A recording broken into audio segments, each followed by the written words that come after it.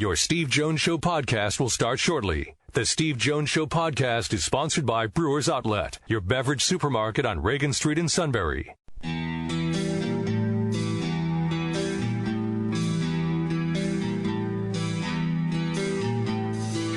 Sports talk where your voice counts. This is the Steve Jones Show on News Radio 1070 WKOK. Now from the Sunbury Motors Studio, here's Steve Jones. Sunbury Motors Studio is mobile today in Coralville, Iowa. Just right next to Iowa City, where Penn State opens the Big Ten season tomorrow. The Nittany Lions will be in action against Iowa at 5 o'clock. We're on beginning at 4:30 tomorrow.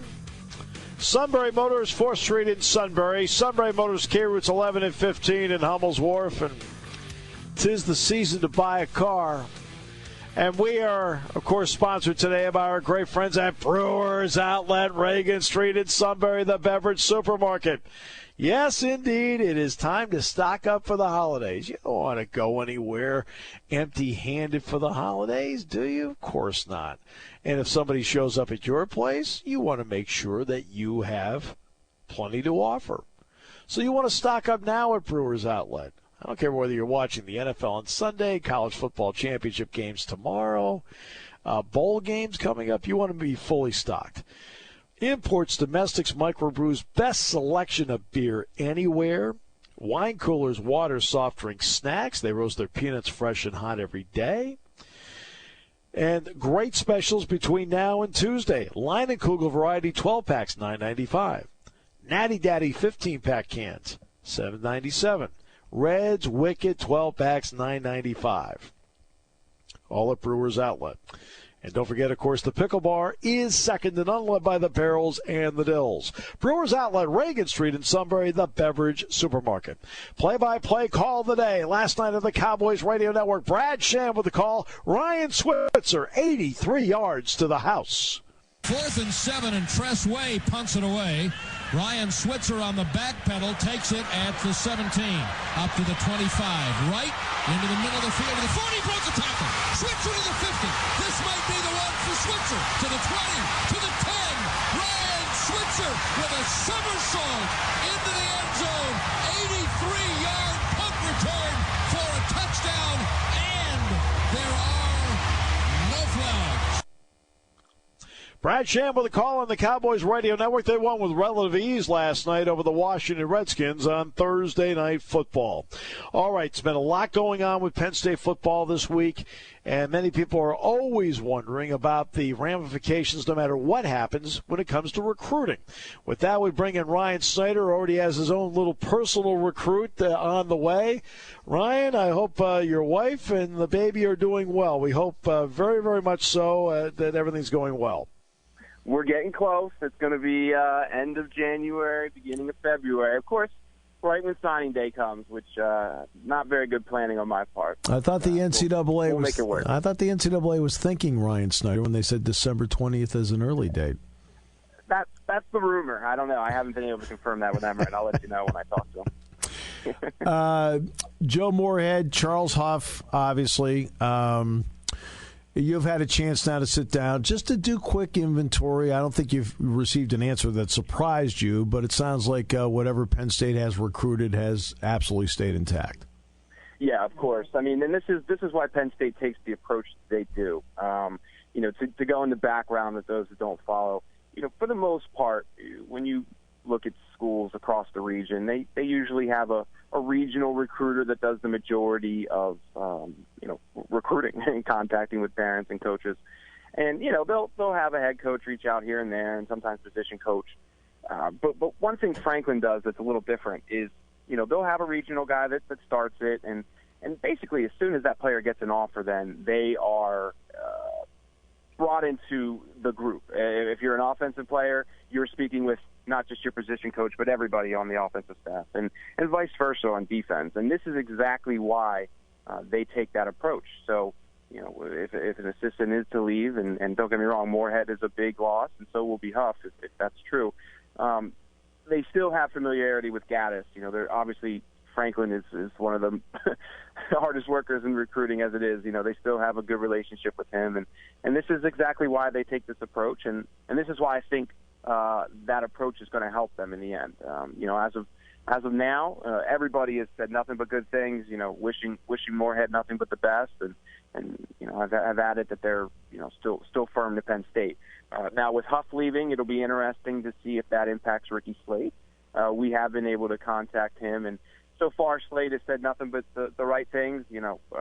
We're committed to the school and whatnot, but his father did add that they would like to get to know, or at least get to learn, who the running back coach is before they move on, I guess you would say, or reaffirmed 100% in. So, I think Ricky Slade has been committed to Penn State as a school and as a program more than anything else. I'd really be surprised if he left in the end, but that is something to note now that Huff is reportedly heading down south. But one of the major components in this is that the head coach stays exactly the same, and no matter what everyone says, that is the lead guy no matter what. It's his program, it's his vision. Absolutely, and it's funny, man. As soon as the Moorhead news came out, I think I had 30-plus messages on Twitter. What's happening, and I did my best to try and make sure that everybody knows that it's head coaching moves that destroy recruiting classes.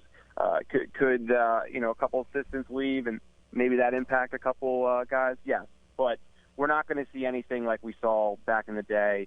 When O'Brien left and with everything that happened in 2011. So I'm not. Best thing I can say to Penn State fans is step away from the ledge. It's going to be fine. Could it impact one or two guys? Yes, that's possible. But I don't see any mass casualties, put it that way. Let's go to the next part. And I mentioned in reference the December 20th signing date in a previous answer that you gave. And what kind of effect is that having on the swiftness of coaching moves and also the swiftness of coaching hires?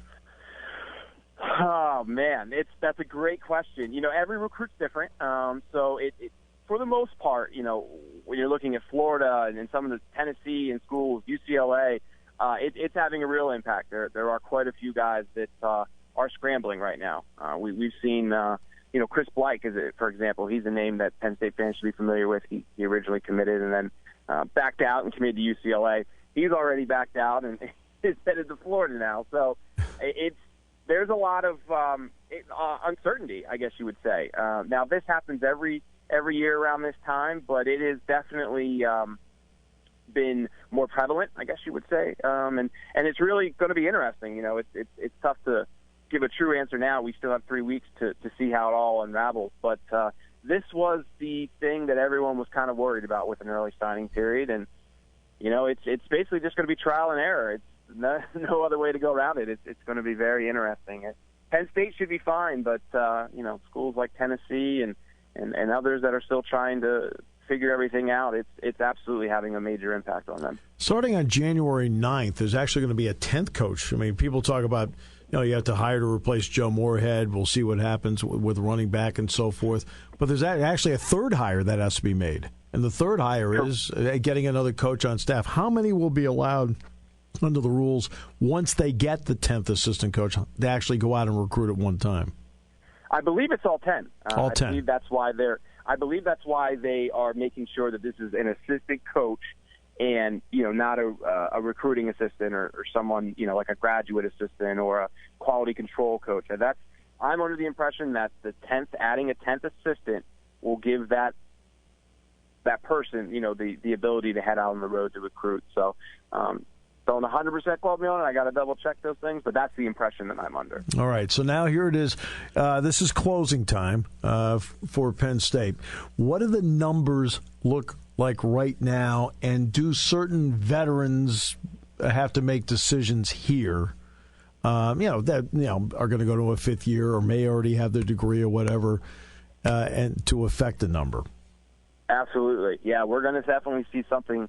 At least a few guys, I think, depart elsewhere. So right now, 22 commits, and, it looks like with early enrollees, they could potentially take up to 28, 29. That's not going to happen because of the 85 scholarship limit.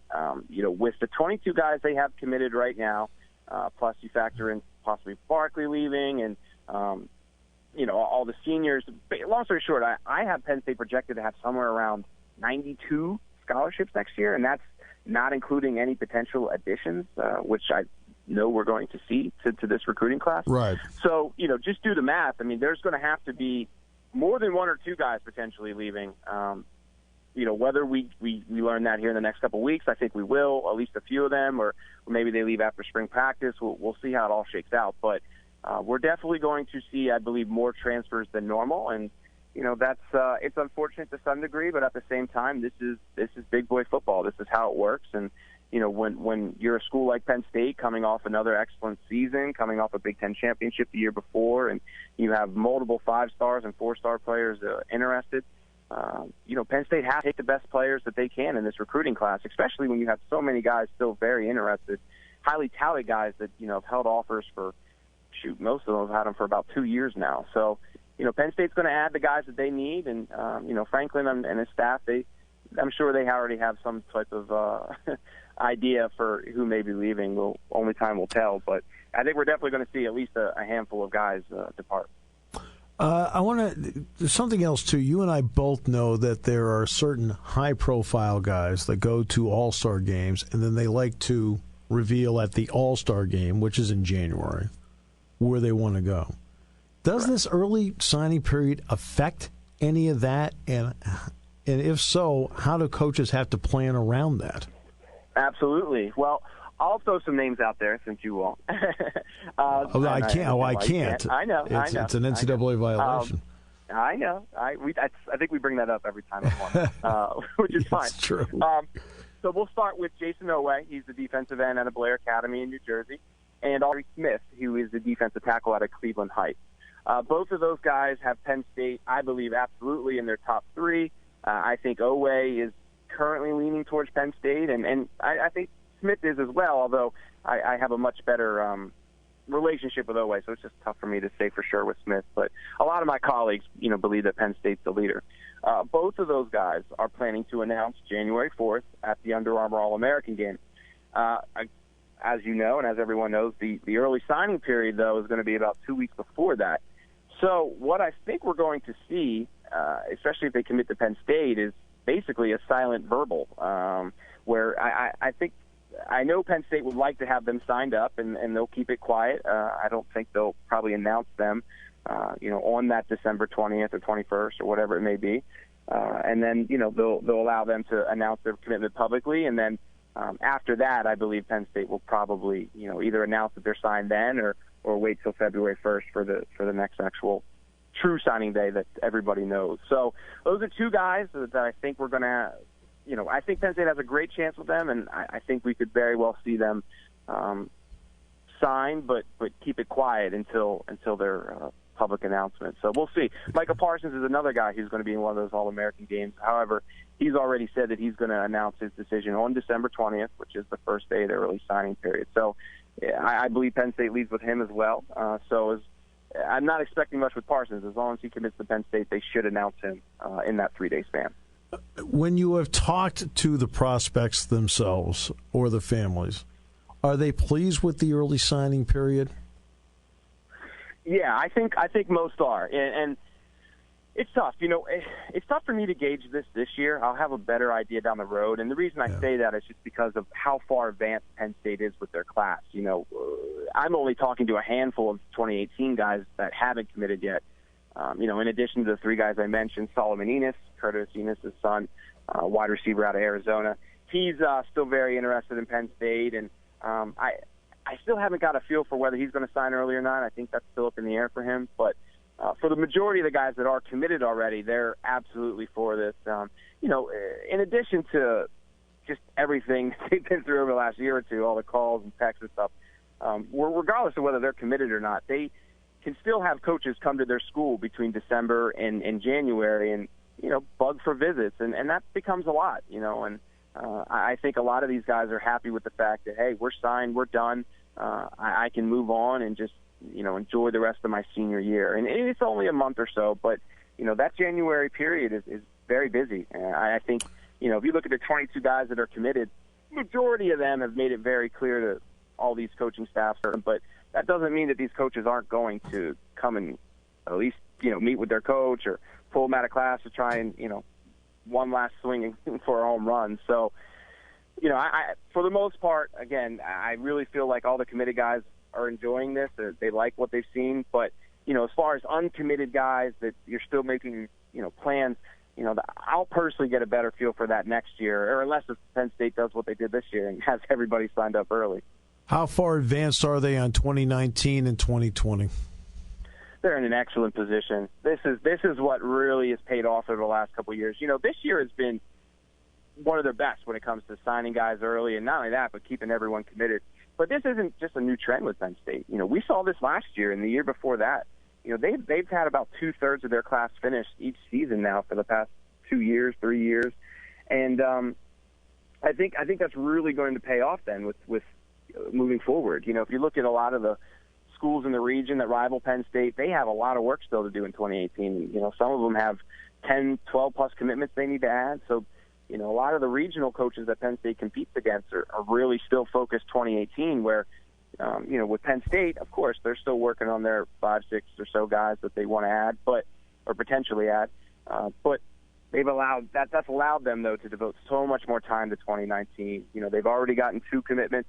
There's another one potentially on the way, Antonio Alfano, a defensive tackle out of Rahway, New Jersey. He's been very high on Penn State for a long time and recently announced that he's getting close to making a decision. So I wouldn't be surprised if we see a third commitment here sometime this month. So, but just aside from commitments, they have, I think, 70-plus offers out already, and they've hosted, I believe, at least half of those guys. I think it's closer to 60, 65% of them for at least one visit already. Many of them have visited twice, 3 times. So you couldn't ask for a better position right now as far as 2019 and 2020. Final question, Ryan, then I'll let you go. Appreciate your time and the information very much. And that deals with this is finishing up the 4th year. It takes a while to develop relationships across the board with in-state coaches and so forth. What kind of job has James Franklin, in conjunction with his staff, done of really getting themselves deeply entrenched in this state and also regionally in the Mid-Atlantic area? 10 out of 10. Really, they have. I've been fortunate to get to know a lot of coaches throughout the region now, and it's not even just going to the schools for guys that they are currently recruiting, but they've developed so many relationships with schools that down the road will absolutely have guys, get maybe not 2018, maybe not 2019, but if you look at, I'd say, the 20 or 30 best programs in Pennsylvania, I think Franklin has really grabbed their attention at basically all of them. So, but it, like you said, though, it's not just PA. 2019 for PA is going to be a little bit down. Right. And if you look at the guys they've offered right now, they only have one offer out for 2019, which is Keaton Ellis, who, state college kid who's already committed. So throughout the region, man, and New Jersey, Maryland, they're great. They're in an excellent position. And that's why I think Penn State fans, no matter what happens, even if a few guys do defect out of this class, there's no reason to panic here. As long as James Franklin is the head coach at this school, they will consistently have at least top 25 classes, and that's being conservative. I think top 15 is very realistic from here on out, pretty much. Well, to you, your wife, your family, we'll probably talk to you again before this is all said and done, no doubt. But, happy holidays, because this is a great, great time for you, and I'm glad she's doing well. Nah, but I'm good. But it's also exciting for you with a little one on the way, due right around February 1st. So, congrats. Yep, end of January, beginning of February. So we're excited, man. Can't wait. But thank you, Steve. Yeah, no, really. Good luck on the lack of sleep, really. From a voice of experience. I'll let you know how it goes. Oh, I already know how it goes. Oh, yeah, that's right. I forgot. Over and over and over. Thank you so much. Guys, take care. I'm sure I'll talk to you by right around December 20th. All right, Ryan Snyder, Blue White Illustrated, back with more in a moment on News Radio 1070 WKOK, brought to you by Brewers Outlet. Penn's Tavern is where you want to celebrate this holiday season. Whatever feel you're looking for, Penn's Tavern along the Susquehanna River can accommodate your needs. Mountain stone walls and wood floors can be found in the original dining area, giving you that old world charm. Continue back to the newly renovated River Room with 12 PA microbrews on tap. Grab a burger and sit back and relax in this cozy pub area. Penn's Tavern has the best gift certificate offer for the holidays. Buy 5 gift certificates of the same denomination and receive a 6th one free. Penn's Tavern, a piece of heaven on Route 147, 5 miles south of Sunbury. Party time, game time, or just fun time. Doesn't matter what time it is because it's Brewers Outlet time. The beverage supermarket has the area's largest beer selection. Imports, microbrews, ciders, and domestics. Pick from over 100 ice-cold 12-packs and dozens of 24-ounce singles. Soda, snacks, hot sauces, fresh roasted peanuts. Make it one-stop party shopping, and don't forget the pickle bar. So whatever you're celebrating or just doing it up, Brewers Outlet, Reagan Street, Sunbury wants to see you. And thank you for your years of patronage. Taking your calls at 800-795-9565. This is the Steve Jones Show on News Radio 1070 WKOK. Now from the Sunbury Motors Studio, here's Steve Jones. Sunbury Motors, 4th Street in Sunbury. Sunbury Motors, Key routes 11 and 15 in Hummel's Wharf. And today's show from beautiful downtown Coralville, Iowa, just adjacent to Iowa City, is brought to you by our good friends at Brewers Outlet, Reagan Street in Sunbury, the beverage supermarket. Imports, domestics, microbrews, best selection of beer anywhere. Wine coolers, water, soft drinks, snacks. They roast their peanuts fresh and hot every day. And great specials between now and Tuesday. Leinenkugel Variety 12-packs, just $9.95. Natty Daddy 15-pack cans, $7.97. Red's Wicked 12-packs, $9.95. Like, you don't want to go to the party empty-handed. You also don't want people showing up at your house and you don't have anything to offer. Stock up for the holidays now. Brewers Outlet, Reagan Street in Sunbury, the beverage supermarket. So if you missed the beginning of the show, by the way, the Shawn and the usual Shawn Kerry generosity, always thinking of others, had an opportunity to playoff tickets for the Steelers. So even though he has been repeatedly rejected, how am I doing on the story so far? Spot on. 100% accurate. Yep. After being repeatedly rejected over the years of bonding moments with the suit. Hey, Kevin, want to do this? Hey, Kevin, want to do that? He comes up with playoff tickets. Now, reluctant because of past rejections, he still overcomes it because he is Shawn Kerry, nicest guy on the face of the earth, and he asked the suit, hey, you want to go? Maybe, bring Suit Light with you. And in a typical Suit moment where he really does bump in your face, he says, I could go to 22 IndyCar races for the same price as those tickets. Oh, it's gone up from 4. Okay. Well, have you gone online and looked? That's true. You can get IndyCar tickets for $1.95, right? And that's to be a part of the pit crew. All right, so for once in a while, I'll turn on like the Texas race, like at Fort Worth, right? And they go and buy all these cleverly disguised people as empty seats. I mean, it's all right, let's see. Tiger is at 7 under. He shot 68. He's 5 shots back at Charlie Hoffman. All right, let's bring in my brother. How's it going? It's that time. It's going well. I mean, so if I invited you for Christmas and your beautiful wife, would you okay. I just want to know. That's all. I want to let you know that the invitation was absolutely there. Oh, I appreciate it. I'm probably going to have to work, so. Oh. It's one of those deals. Check with the boss. Get the day off. Huh? Check with your boss. Get the day off. She'll be working with me. Oh. Well, I just want to make sure you knew the offer was there. I appreciate it. So I'm going to get you what I got you last year. And well, certainly saves time. And the year before. And the year before. So. You know what? I mean, to be honest with you, it doesn't. For those who don't realize, it doesn't really matter. Oh, I don't care. I'm only kidding. I'll get you something if you really want to bet. So. No, I don't. I really don't. I really don't. I mean, to me, it's going to have something to do with a pickle. But you know what? I mean, to me, it's like this half hour we get to spend every week. That's the gold part. So. Well, that's really nice. Same here. I look forward to it all week. So. I got a good thing going. So. I mean, my life is good right now. So good, you deserve that. Don't screw it up. That's right.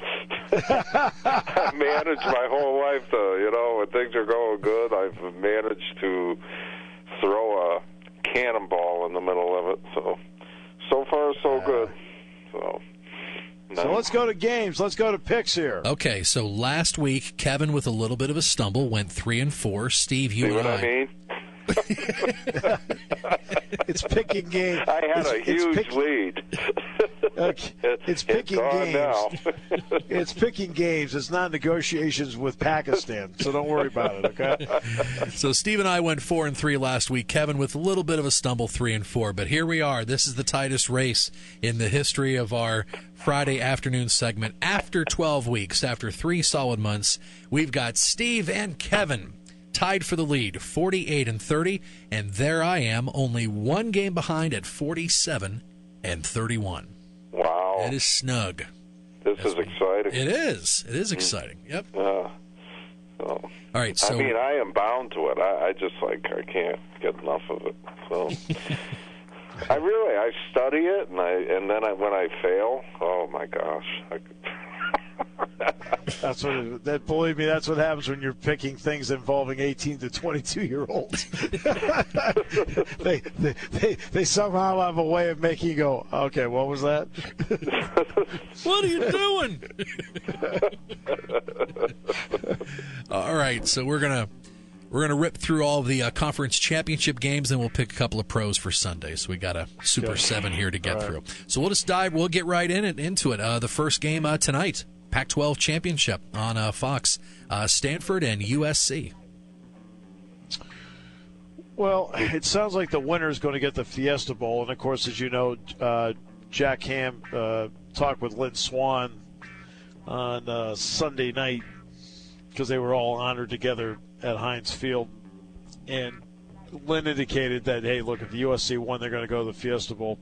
They beat Stanford earlier. Stanford's playing much better now than they were before. The game is at Levi Stadium. This is a really hard pick for me, really hard. I'm going to go with USC, but not comfortable with it. I will go with Stanford. I also think Stanford will win this game undoubtedly. Indubitably. Well, they are playing really well right now. That's why last week I picked them against Notre Dame. Yep. Now Stanford's playing very well. Good football team. USC been up and down all year. Yeah, they've had 2 weeks though because they had the bye week. Yeah. So. All right, Big 12 championship tomorrow at high noon. TCU and Oklahoma. Oklahoma. I think this will be a much better game than the first one, but Oklahoma gets the call on this one, especially playing. But the game's in Arlington, I think. So at Jerry World. Yep. I will also take Oklahoma because I think they're going to be one of the 4 chosen for the playoff. Yeah. Yeah. Oklahoma. People have said, this is the week they're going to lose. This and that, and they find ways to win, and they win big. I like Oklahoma. Okay, SEC Championship in Atlanta, in the Mercedes-Benz Dome tomorrow afternoon at 4. You got the rematch with Georgia and Auburn. Of course, not too far, less than a month ago. Auburn knocked off Georgia, then ranked number 1 at Auburn. Well, I wish we knew what the status of Kerryon Johnson was going to be because I think he's the best player in the SEC right now. With the shoulders and so forth, hard to tell. But I think Auburn is the team that has the better quarterback. Auburn is the team that's more mature. And I realize this game is in Atlanta, but I'm going to go with Auburn. Yeah, I had Auburn over Alabama last week. Right. And if I just that's the thing, but canceling it out, I end up taking Washington State over Washington, or we'd have a 3-way tie right now. I know. So, yep, I'm staying with the hot hand. I'm going to stick with Auburn. Yeah, I will take any team that knocked off Alabama, and the fact they beat Georgia. Auburn's been a great team all year. They had one hiccup in there, but I got Auburn. ACC Championship, Miami and Clemson. Clemson will not only win big, they will rout this group. Wow, they're going to keep the turnover chain in the case. You don't like Miami at all.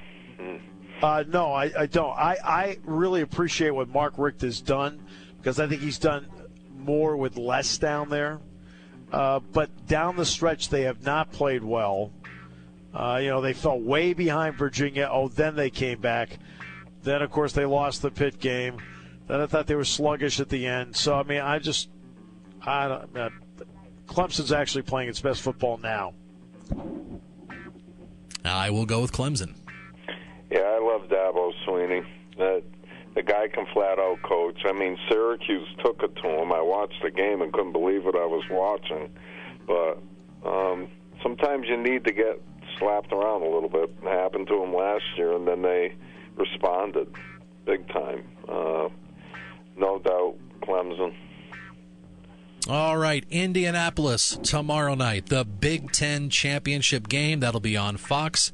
Ohio State and Wisconsin. Will Whiskey stay undefeated? Yes, they will. The interesting part about this is that normally I will look at big games, and for one of the first questions I will ask is, who's the quarterback? And you know what? This is a game where I look at Wisconsin's quarterback, Alex Hunterbrook, and I realize that his sister goes to Penn State, so I've really kind of tempered, my analysis of how he plays. But he's a liability. Except for the Penn State game where he played off the charts, let's be honest about it, J.T. Barrett, to me, has been a liability. I'm going to go with Wisconsin because I think their defense is just terrific, and I'm going to go with that. I was very impressed with Ohio State's backup quarterback last week. For some reason, when J.T. Barrett went out, I just had this gut feeling for a little bit, thinking, man, are they going to go down the tubes now that Barrett's out? So he was held accountable. Well, Haskins is a better thrower than J.T. Barrett, so let's start with that. And I was surprised at the amount of playing time he actually has racked up before the Michigan game alone. That's because they blew so many weaker teams out. It opened the door for him to play. And what happens is that when Haskins plays, he's a better thrower than Barrett, and it also then forces them to run Weber and Dobbins more. I think Dobbins is a special talent. It forced them to run them more because Haskins is not a great runner, as opposed to J.T. Barrett, who has the ability to take Weber and Dobbins out of it because he keeps handling the football. That's why when it came time for me to vote for the Player of the Year in the Big Ten, a lot of people thought Barrett was going to, so Barrett didn't win it. Saquon Barkley did. Barrett did not win it. And I think that a lot of people saw what I saw.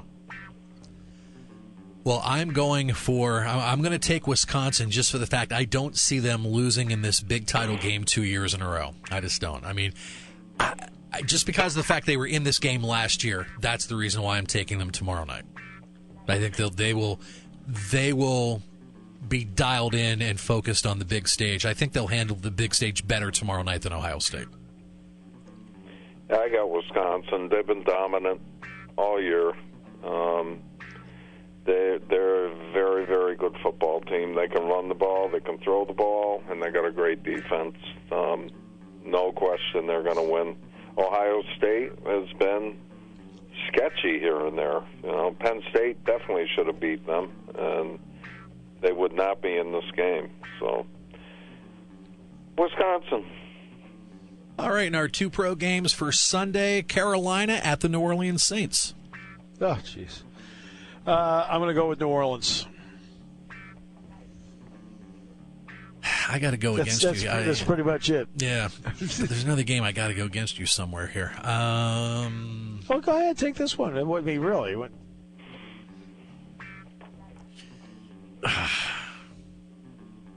Man. Saints offense is just too balanced lately, and it's in New Orleans. Yeah, I got the Saints. We got another month of this, you know. We do. So, wait, this is not the last stand. Right. But it just seems like we're going chalk all the way down the list here, and you're looking for some pop and some sizzle and some difference of picks here. You've done this show for a while. You know there's no pop and sizzle. That's right. It's more substance. That's right. Oh, maybe. I don't know. Well, we content that makes you think. So you're taking New Orleans? Yes. All right. I'll take Carolina. I want New Orleans. I think New Orleans is going to win, but I got to get my lead back. So I've never done this as long as we played. I'll take Carolina just because I want a different pick.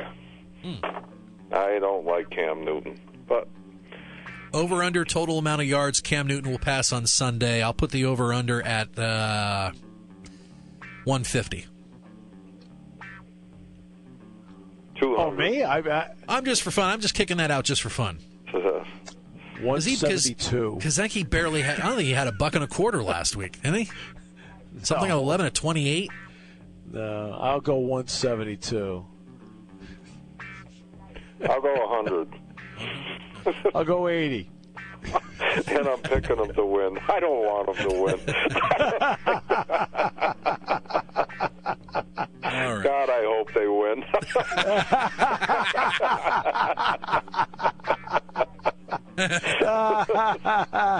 This will keep me up all night, trust me. My wife will say, you got up early again, how come? Like last night, I got to get these candle holders done. Tomorrow morning it'll be like, I took Carolina. I can't believe it. And primetime Sunday night, Eagle 107 with the legendary Merrill Reese. You've got the Eagles at the Seattle Seahawks. Oh, I'm going with Philadelphia. I just don't. I'm not going to go against Philadelphia right now. Not the way they're playing. Eagles. Yeah, I'm not changing this. Did you go, Shawn? You say Philly? Yep, Eagles. Yep. Nah, I'm not changing this one. Philly's going to blow them out. I think it's Philly, and I hate to say it, the Patriots in the Super Bowl right now. I would love to see the Steelers in Philly. I'll tell you what, though, I am looking forward to next week with Philly and the Rams. I mean, it's a very rare treat. You'll be able to see the top 2 picks from last year's draft, and those top 2 picks, same position. It's very rare for that to happen. So they got to get Seattle. Got to get Seattle first, and that's going to be out the Coliseum too. So that'll be a fun scene next week. Yeah, I wonder if anybody in L.A. knows about it. All right, that's sad, huh? Hey, what do you guys think of Eli? I thought that was awful. I think the whole thing is bizarre. I mean, we had Kim Jones on the show in the first half hour. I mean, she was talking about some logic to it, which is fine. I mean, she's around it more than I am. Just my gut from the outside looking in, I think there are a dozen of these guys out there. That's it. That can play in this league with competence. The Giants have one of them, and they're casting him to the curb. It makes no sense. You want to fire someone, fire the general manager, fire him. Fire the head coach. The head coach comes in. He's never played football in his life. He brings in this offense that's suited for Aaron Rodgers. You don't build a team with superstars. You build a team from the inside out, from your line out. You have to protect Eli. You can't bring in an offense that Eli's not comfortable with. Giants, the man won 2 Super Bowls. Giants beat writer Gary Myers from the New York Daily News, he commented yesterday for Thursday practice, Eli Manning was with Davis Webb manning the scout team. it just makes you wonder. Ben's got it in for this guy. I don't understand it either. I just don't get it. I don't get it at all. It doesn't make any sense.